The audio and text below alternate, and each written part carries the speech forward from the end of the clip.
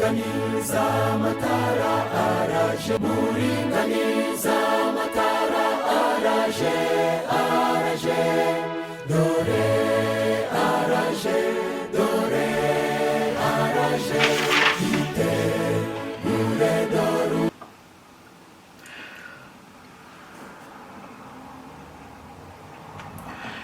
Turaramukije mwese mu izina rya Yesu Uwiteka abahire. Tugeze muri wa mwanya wacu ikiganiro twahaye umutwe kugira ngo umuturage w'ijoro. Rero muri uyu mwanya turi mu gace ka gatanu, ubushize mu gace ka kane aho twagarukiye ni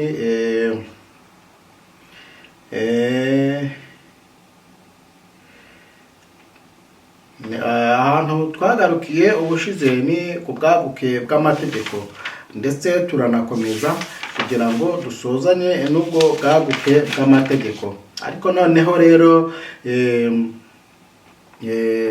aho tugiye kureba aho bipimirwa ibyo ngibyo, ubwo turaza no kugera ku mategeko nyirizina, tugenda tureba rimwe ku rindi. Yakobo igice ni cya kabiri, Yakobo igice cya kabiri, umurongo ni wa 12 kugira ngo abadukurikiye n'ubundi bihutane. Yakobo igice cya kabiri umurongo ni wa 12.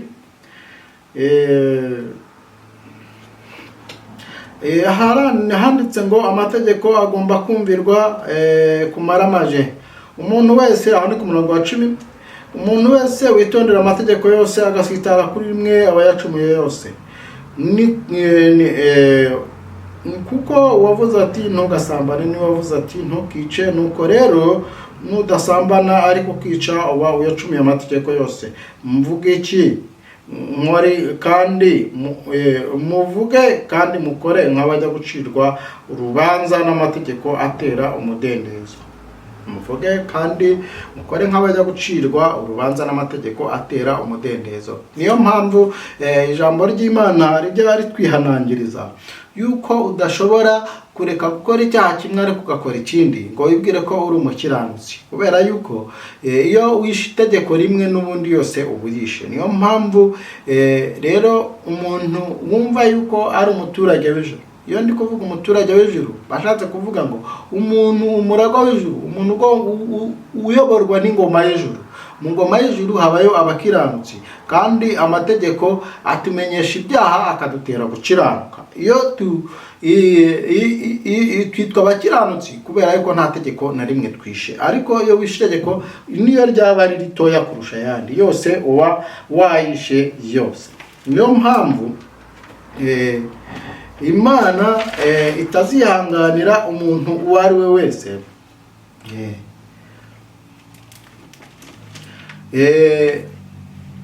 utita ku byo yavuze, utita ku byo yategetse. Ni nayo mpamvu iyo itegeko ry'Imana ryagenzuraga gusa inyuma, abantu benshi batagira ingano baba babaye nk'abatagira ibicumuro byakozwe n'intekerezo zabo n'imigambi yabo n'ibyifuzo byabo. Niba wende munabyibuka mu gice gisoza aho twashoreje, aho twari turimo tuvuga ngo amategeko y'Imana aragenda akagera iriya kure no mu ntekerezo. Ibyo watekereje bishobora kukubera icyaha iyo ari bibi.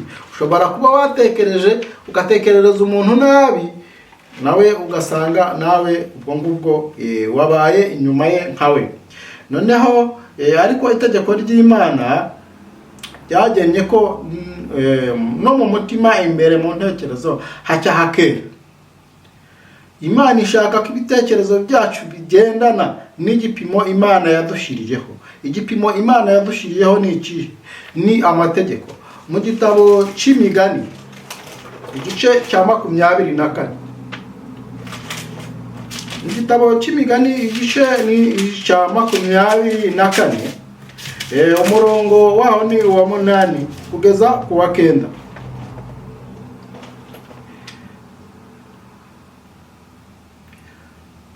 ngo ugambirira gukora ibibi bamwita umugiranabi.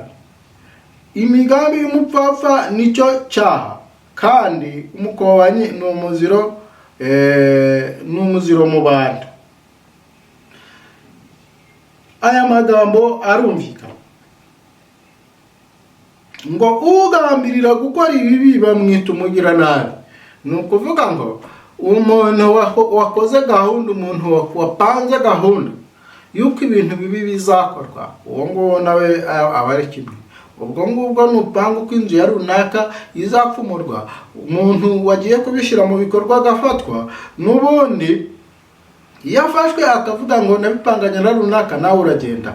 Ariko iyo adafashwe ntabwo bashobora kubimenya, ariko ku Mana ho baba bamaze kumenya gahunda, imigambi yawe karundura ariyo ishobora kukwicisha, bakaba barangije kukubaraho icyaha. Niyo mpamvu rero niba ushaka kuba umuturage w'ijuru mwiza, ugomba kwitondera ibintu byose Imana yavuze, kubera ko itegeko ari ryo rimenyekanisha icyaha. Amategeko rero atubaraho icyaha, tubizi cyangwa tutabizi. Ubizi cyangwa utabizi, itegeko rikubaraho icyaha. Imigani igice ni cya 15.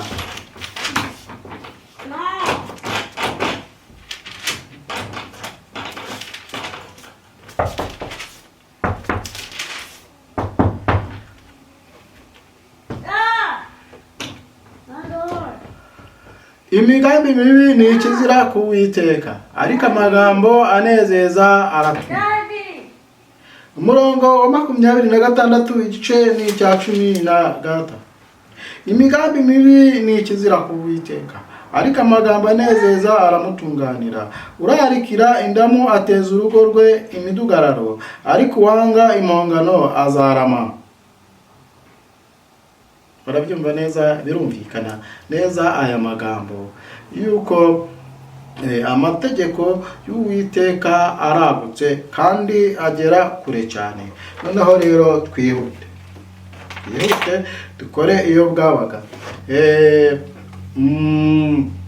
Noneho rero itegeko rya mbere, ntukagire izindi mana mu maso yawe. Ntukagire izindi mana mu maso yanjye. Yeremiya igice cya 10 umurongo wa 11. Yeremiya igice ni cya 10 umurongo wa 11. Hari amagambo atubwira ngo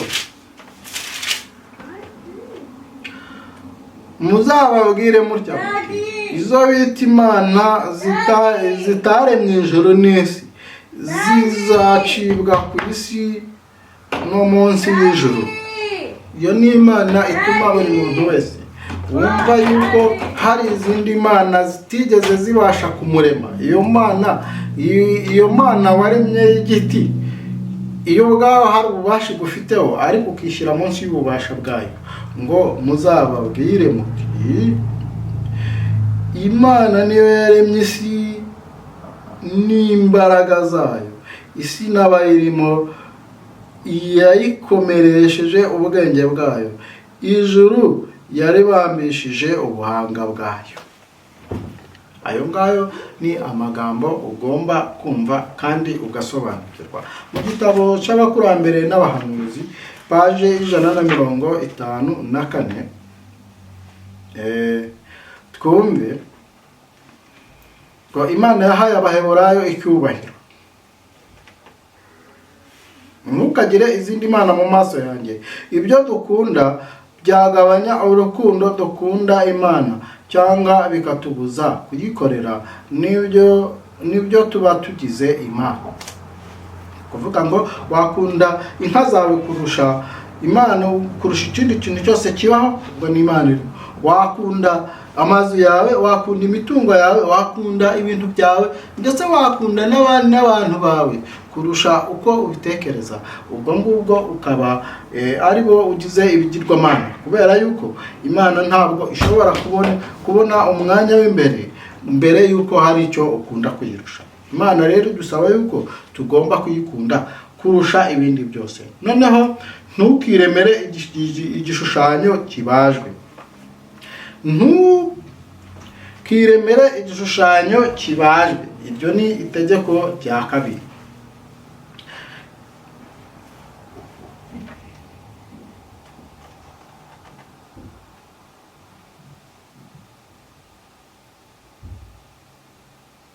Ntukiremere igishushanyo kibajwe cyangwa igisa n'ishusho yose iri hejuru mu ijuru cyangwa hasi ku butaka cyangwa mu mazi yo hepfo y'ubutaka. Ntukabyikubite imbere, ntukabikorere. Kumenya Imana bigenga imico y'abantu. Amahanga menshi y'abapagani yavugaga yuko ibigirwamana byabo byari ibishushanyo bakoreshaga gusenga Imana, ariko Imana yavuze yuko gusenga nk'uko ari icyaha. Kugerageza kwerekana ihoraho hakoreshejwe ibintu bigaragara bituma abantu baha Imana agaciro gake. Bya bindi bise ngo ni materiel didactique. Ngo iyi shusho ngo niyo ngo ni ya Yesu, ngo iyi shusho ngo ni iy'Imana. Urimo kwigisha abantu. Oya, ibyo nibyo ntabwo byemewe. Wamaze kubirema. Uko umuntu asobanukirwa n'Imana mu buryo witesheje agaciro, ni nako umuntu nawe atagaciro. Kuko Uwiteka Imana yawe ndi Imana ifura. Isano ya hafi itumi Imana ifitanye n'abantu bayo igereranywa no gushingirwa. Ubwo gusenga ibigirwamana ari ugusambana mu by'umwuka, birakwiriye yuko urwanga Imana ibifitiye rwakwitwa ishyari. Niyo mpamvu buri muntu wese akwiriye kubyitaho. Turihuta cyane. Iri tegeko rya gatatu, kuvugira ubusa izina ry'Imana. Noneho mu gitabo cya Zaburi igice ni cya 119 umurongo wa 9, izina ryayo ni iryera.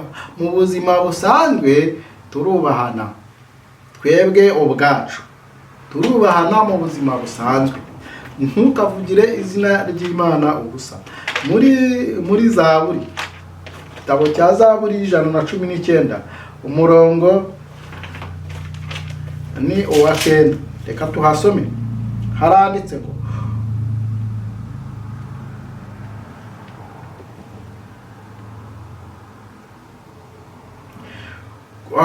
umurongo wa 8 ngo nzajya nitondera amategeko wandikishije, ntundeke rwose. Umusore azeza inzira ye ate, azayeresha kuyitondera nk'uko ijambo ryawe ritegeka. Nagushakishije umutima wose, ntukunde ko nyoba ngo ndeke ibyo wategetse. Nabikiye ijambo ryawe mu mutima wanjye kugira ngo ntagucumura. Ahangaha birumvikana yuko uko byagenda kose ntuzihe kuvugira izina ry'Imana ubusa. Imigani igice cya 28 umurongo wa 9.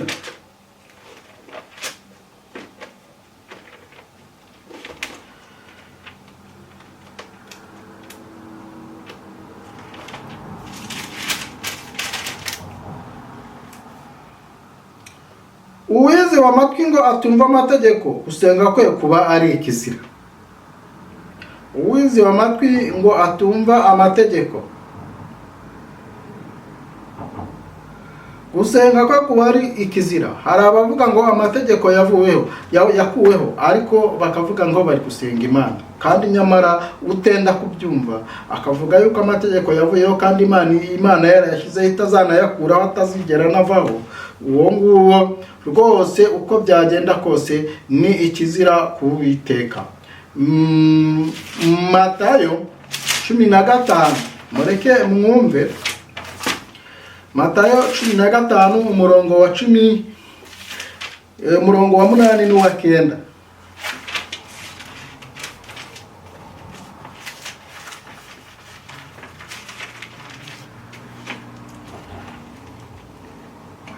Turi kuvuga ku bwabuke bw'amategeko. 15 umurongo wa 8 n'uwa 9 haranditse ngo ubu bwoko bunshimisha iminwa ariko imitima yabo imbakure, bansengera ubusa kuko inyigisho bigisha ari amategeko y'abantu. Muri kubyumva neza? Ahangaha birumvikana neza yuko nta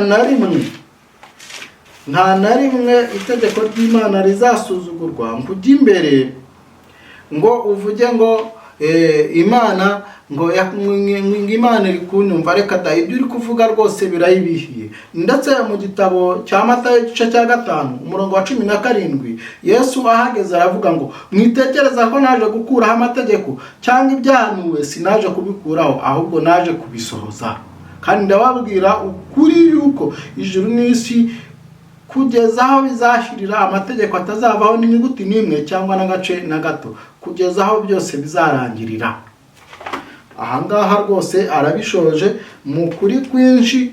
Ntabwo amategeko azigera avaho, ibintu byose bizavaho, iby'isi byose bizashira, ariko ngo ibyo byo ntabwo bizashira. Noneho tujye ku itegeko rya 4 ariyo isabato, ngo wibuke kweza umunsi w'isabato, mu minsi 6 ujye ukora aba ariyo ukoreramo imirimo yawe yose, ariko uwa 7 niwo sabato y'Uwiteka ya Imana yawe.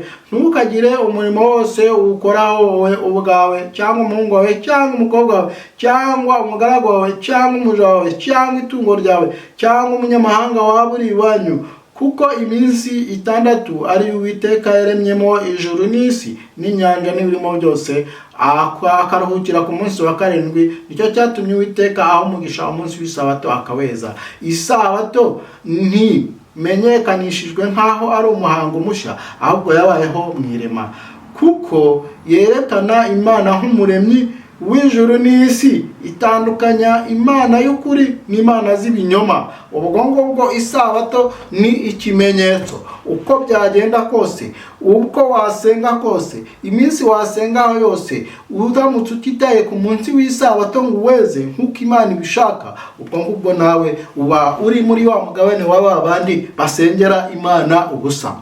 Nushaka ubyumve. Noneho rero kubw'ibyo rifite ikimenyetso cy'Imana. Imana yahaye abantu iminsi 6 yo gukoreramo imirimo, kandi ishaka yuko imirimo yabo ikorwa mu minsi 6 yo gukora imirimo ikenewe. Niryo gufasha iremewe, imirimo yo gufasha iremewe. Isabato abarwayi n'abababaye bagomba kwitabwaho igihe cyose, ariko imirimo itari ngombwa ikwiriye kwirindwa bikomeye. Kweza umunsi w'isabato ntidukwiriye no gutekereza ibintu by'isi, kandi ari itegeko rivuga n'abari mu marembo yacu. Abo mu rugo bakwiriye kureka imirimo yabo y'iminsi yo mu masaha yera. Bose bakwiriye gushyira hamwe bagaha Imana icyubahiro, babikoresheje ubushake bwo gufasha umunsi wayo wera. Murabyumva neza yuko isabato ni ikimenyetso ngo kigaragaza ab'Imana n'abatarab'Imana. Rero nahanyu nababwira iki? Noneho itegeko rya 5 turi kwihuta kugira ngo dusoze. Wibuke wubahe so na nyoko kugira ngo uramire mu gihugu Uwiteka Imana yawe iguha. Mwibuke aya mategeko yanditswe mu gitabo muri Bibiliya, mu gitabo cya Kuva igice cya 20 uhereye aho ngaho ukamanura. Noneho ababyeyi bakwiriye kubahwa ku rugero runaka, urukundo n'icyubahiro bitagenewe undi muntu wese. Wanga ubutegetsi, ababyeyi babifitiye uburenganzira abayanga ubutegetsi bw'Imana. Itegeko rya 5 ntiritegeka abana kubaha ababyeyi gusa, ahubwo ribategeka no kubakunda kandi bakabagirira impuhwe, kuborohereza imirimo, kurinda icyubahiro cyabo, kubafasha no kubahumuriza mu zabukuru, harimo no kubaha abagabura n'abategetsi. Ubwo ngubwo harimo abigisha ijambo ry'Imana ndetse n'ababayobora. Buri mwana wese rero ibi ngibi byose akwiriye kubyubaha, ariko mbere na mbere agomba kubaha ababyeyi. Wamaze kuba ababyeyi byose birakorwa bigatungana kandi Imana irabyemera. Niyo mpamvu buri muntu wese adakwiriye gusuzugura, kabone nubwo waba wize amashuri angana gute, iso akaba ari umukecuru na nyoko ari abakecuru bashaje cyane ndetse batarize. Ugomba kububahira yuko icyubahiro Imana yabahaye bakubyaye. Noneho itegeko rya 6, ntukice. Ngo ibikorwa byose bibi bikuraho ubugingo mbere y'igihe.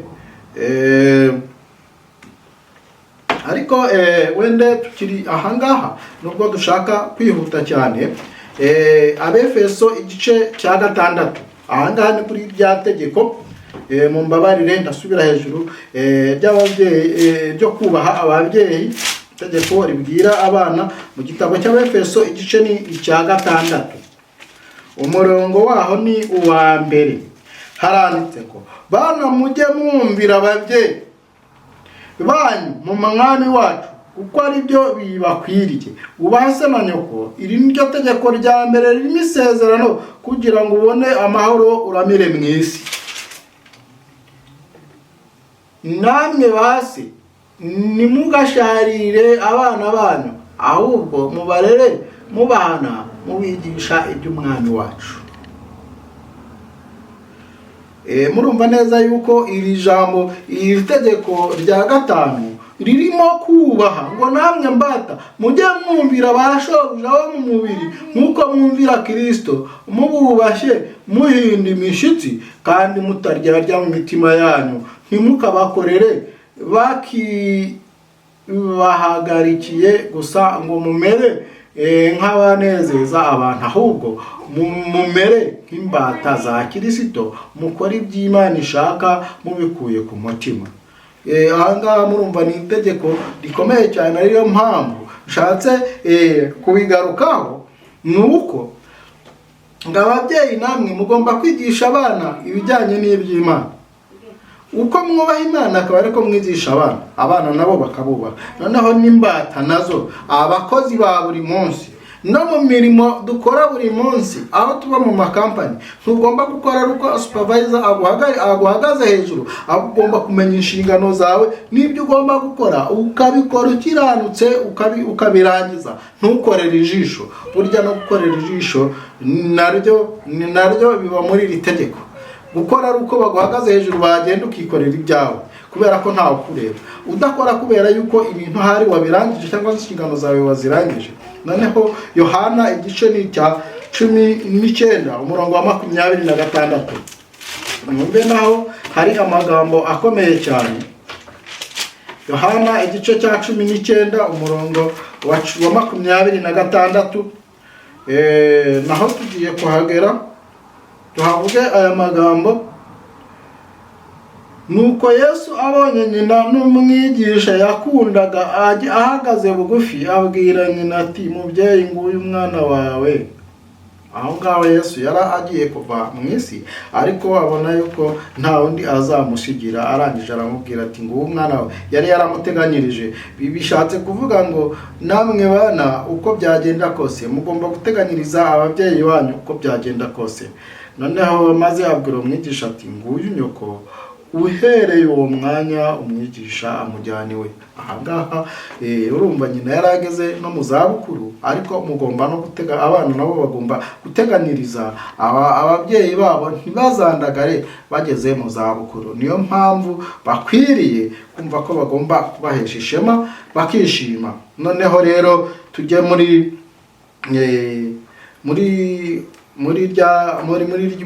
rya tegeko rya 6 bavuga ngo ntukice. Muri Yohana ya mbere, byo nari narangije kurisoma, ubwo nanjye nkagaruka hejuru kuko hari ibyo nabitsizeyo. Yohana ya mbere igice ni cya 3 umurongo wa 15. Ntukice. igice ni cya gatatu, umurongo ni uwa 15, haranditse ngo mumenye yuko kwihangana k'umwami wacu ari agakiza. Mumenye yuko kwihangana k'umwami wacu ari agakiza.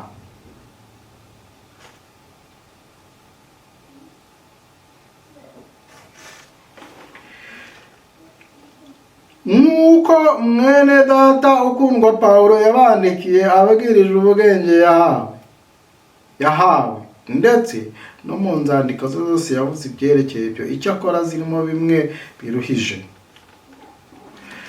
Murabyumva neza yuko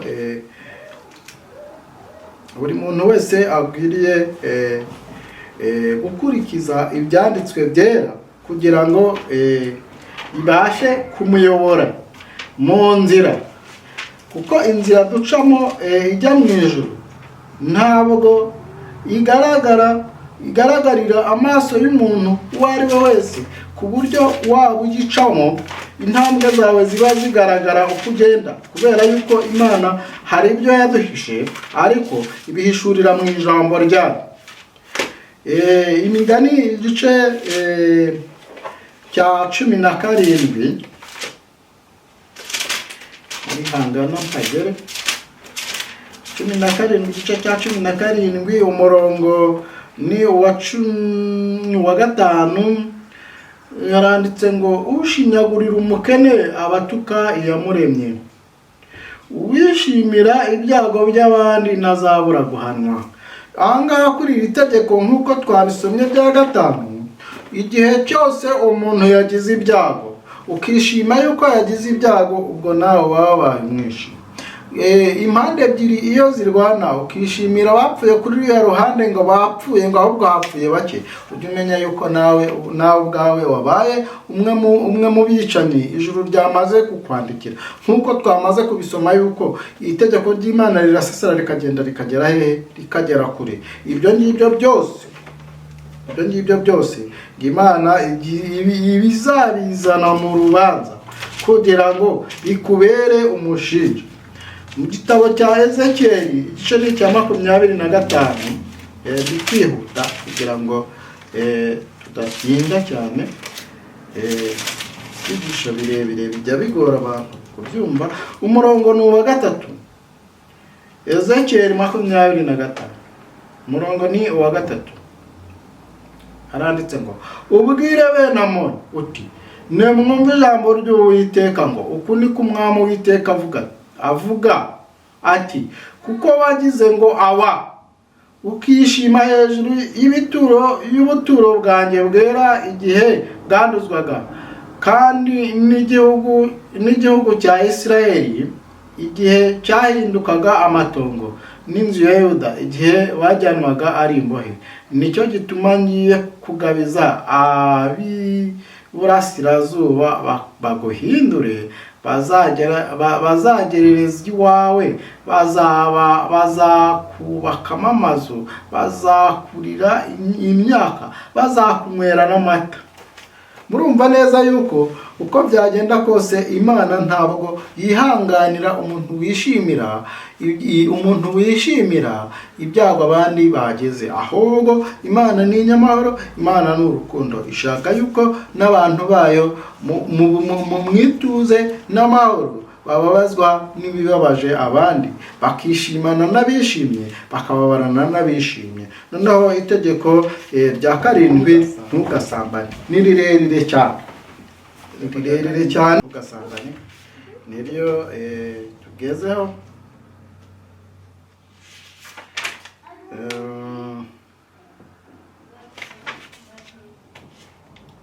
Gukwera ntibusabwa gusa imibereho igaragarira inyuma, ahubwo no mu migambi no mu bitekerezo bihishwe mu mutima. Kristo wigishije uburyo amategeko y'Imana ari aya bose, yavuze ko igitekerezo kibi cyangwa ijisho ribi mu kuri ari icyaha nk'igikorwa kitemewe n'amategeko.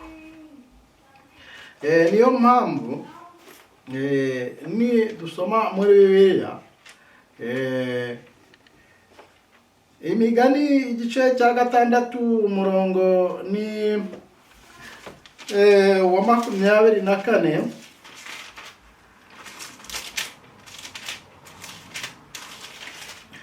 haranditswe ngo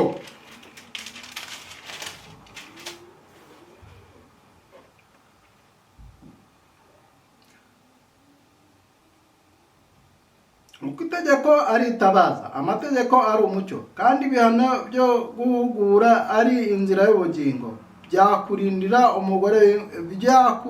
umugore w'inkozi z'ibibi no gushyeshywa ku rurimi rw'umunyamahangakazi. We kwifuza ubwiza bwe mu mutima we, kandi ntukunde ko akwicira ijisho, kuko maraya akenesha umuntu agasigara ku gasate k'umutima, kandi umugore usambana ahiga ubugingo ku giciro cyinshi. Mbese umuntu yashyira umuriro mu gituza cye, imyambaro ye ntishye? Ngaho namwe mwibaze ibyo ngibyo byose n'ibindi byinshi. Noneho rero turimo turihuta. Itegeko rya 8, ntukibe. Iri tegeko riciraho iteka kwiba abantu no gutunda abaretwa, intambara zo kwigarurira uturere tw'ibindi bihugu, ubusambo, ubujura. Ritegeka kwanga umugayo ku bantu uko ari kose dukora mu mibereho yacu. Ribuzanya gutwara n'ibitari ibyacu mu bucuruzi, kandi ritegeka kuriha imyenda y'ukuri cyangwa ibihembo by'abadukorera igihe cyose ugerageje kwishakira inyungu ubitewe n'ubujiji, imbaraga nke n'ibyago by'abandi. Byandikwa nk'ubujura mu bitabo byo mu ijuru. Ntabwo ari ibintu byoroshye cyane. Buri muntu wese akwiye kubyitaho uko byagenda kose, ngo kungukira mu ntege nke z'abandi, mu buswa bw'abandi, mu butamenya, mu mbaraga nke no mu burwayi. Umuntu akaba afite ikibanza, yarwaye yabuze amafaranga amutwara kwa muganga, warangiza ukamuhenda ku karima ke kugira ngo ugatware, use nk'ugatwariye ubuntu n'ibindi. Umuntu akaza kugura ibintu iwawe kuko atazi ibiciro. Ikintu cyaguraga 100 ukakimubwira ngo ni 500, ariko kuboko ubona agikeneye ukavuga ngo ni menshi, ukarenza igiciro kugira ngo umwungukire. Niyo mpamvu buri muntu wese akwiriye kwita ahantu. Ntabwo ibi ngibi tubisoma kugira ngo bibe umutako, ahubwo no kugira ngo umuturage wese wumva ashaka kubana n'Imana no kuba mu ijuru, ibi ngibi byose agomba kubyitoza ari hano ku isi, kubera ko uwaguterura gutwara mu ijuru. Baramenyereye kubeshya, aho batabeshya ntabwo wahaba. Noneho itegeko rya 9, ntugashinje ibinyoma mugenzi wawe. Ntugashinje ibinyoma mugenzi wawe. Umugambi wo kubeshya niwo uvamo ikinyoma, kwica ijisho, gukoresha ikiganza, kugaragaza ubutumwa runaka ukoresheje mu maso hawe bishobora kubeshya rwose nk'uko amagambo yabigira, ndetse no kuvuga ibiriho ariko mu buryo buyobya ni ukubeshya. Uburyo bwose ugaragaje kwangiza izina rya mugenzi wawe, umuvuga uko atari, uburyarya cyangwa imigambi, ndetse no kwanga kuvuga ukuri, byababaza abandi, ni ukwica itegeko rya 9. Nta bindi nongeraho. Ibi ngibi nsomye birahagije. Buri muntu wese ufite amatwi abyumve. Kwicirana amaso, ukicira umuntu ijisho ngo kino utakimuha, yaragiye kukimuha, kamubwira ngo oya, ukigaragaza nkaho utanyamara urahari. Ijuru ryamaze kukubona kuko ari we wa mbere. Umubujije. Noneho icya 10, ntukifuze inzu ya mugenzi wawe. Ntukifuze umugore wa mugenzi wawe, cyangwa umugaragu we, cyangwa umuja we, cyangwa inka ye, cyangwa indogobe, cyangwa ikindi kintu cyose cya mugenzi wawe. Itegeko rya 10 rikora ku muzi w'ibyaha byose nk'uko ribuzanya inarijye ariyo ivamo icyaha. Uwirinda kwifuza nabi yifuza iby'abandi ntazacirwa uwirinda kwifuza nabi yifuza iby'abandi ntazacirwaho iteka ryo kugirira nabi ibindi biremwa. Imana yatanze amategeko yayo yerekana ubushobozi bwayo n'icyubahiro cyayo kugira ngo abantu bayo batazibagirwa ibyo birori. Yeretse abantu bose kwera no guhoraho kw'amategeko yayo. Noneho murabyumva neza yuko amategeko y'Imana ni urukundo. Amategeko y'Imana ni urukundo, atubuza kugirira nabi bagenzi bacu, ariko uko ugirira neza mugenzi wawe nawe ngo uba wigirira neza. Iyo utabara abandi burya nawe ngo uba witabara. Niyo mpamvu buri muntu wese akwiriye kubisobanukirwa. Noneho ngo igihe berekwaga ubutegetsi bukomeye nyakuri bw'Imana, bwari ubwa mbere abantu bamenya uburyo gukora icyaha kuba ari ukurwanya Imana no gukiranirwa kwabo mu maso y'Imana yera. Abantu bose batakira Mose bati ariho tubwira niho turi bugumve, ariko Imana ye kutubwira tudapfa. Uwo muyobozi arasubiza ati nimuhumure kuko Imana izanywe no kubagerageza no kugira ngo utera ubwoba kwayo guhore imbere yanyu mudakora ibyaha. Birumvikana kandi birasobanuka, kubera yuko buri muntu wese uko byagenda kose agomba kubahiriza amategeko y'Uwiteka. Noneho Yesaya igice cya 48 umurongo ni uwa 17. Yesaya 48 umurongo ni uwa 17 handitse aya magambo avuga ngo Uwiteka umucunguzi wawe uwera wa Isirayeli avuga ati ni njyewe Uwiteka Imana yawe ikwigisha ibikugirira umumaro, ikakujya imbere mu nzira ukwiriye kunyuramo. Iyaba warumviye amategeko yanjye uba waragize amahoro ameze nk'uruzi, ukiranuka kwawe kukaba kwarabaye nk'umuraba w'inyanja. Murumva neza yuko kubaha Imana, kubaha amategeko yayo nitwe atugirira umumaro ukomeye cyane. Amategeko adufitiye umumaro. Rero iyo wishe itegeko ni wowe uhura n'ibibazo. Iyo wishe itegeko ry'Imana, urugero wibye bakagufata, niwe bahondagura. Imana siyo bahondagura. Rero icyo Imana yashyiriyeho aya mategeko ni ukugira ngo nituyubahiriza tuzagubwe neza, tugire amahoro, ku buryo mu ngoma yayo bigaragara ko nta muntu ushobora kuzahahurira n'ibindi bintu cyangwa se n'akaga duhurira nako hano mu isi. Zaburi y'119 turi gusoza umurongo w'165 mwumva aya magambo: abakunda amategeko yawe bagira amahoro menshi, nta kigusha bafite. Abakunda amategeko yawe bagira amahoro menshi, nta kigusha bafite.